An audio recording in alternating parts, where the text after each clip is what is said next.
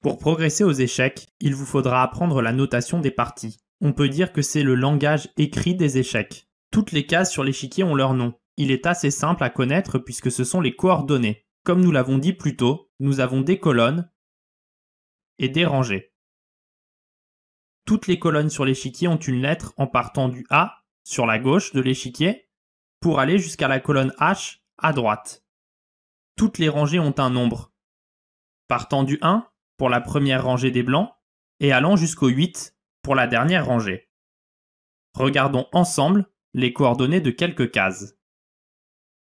La case en bas à gauche, c'est la case A1. Remarquez que nous notons en premier la lettre et ensuite le chiffre. Cherchons maintenant où est-ce que la colonne E rencontre la quatrième rangée.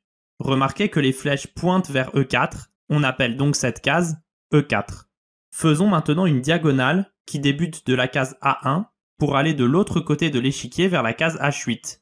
Entre ces deux cases, on peut voir B2, C3, D4, E5, F6 et G7.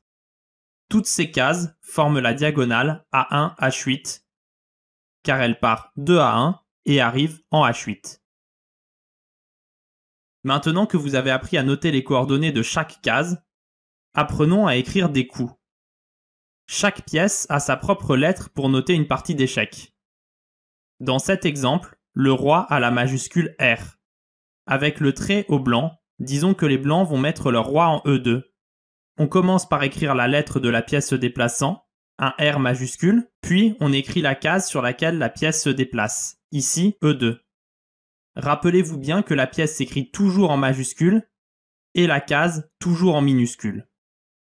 Pour écrire le coup roi E2, on écrit R majuscule, E minuscule, 2. Disons que les noirs jouent roi D7. On va écrire de la même manière R majuscule, D et 7. En premier, la pièce, puis la case R, D, 7.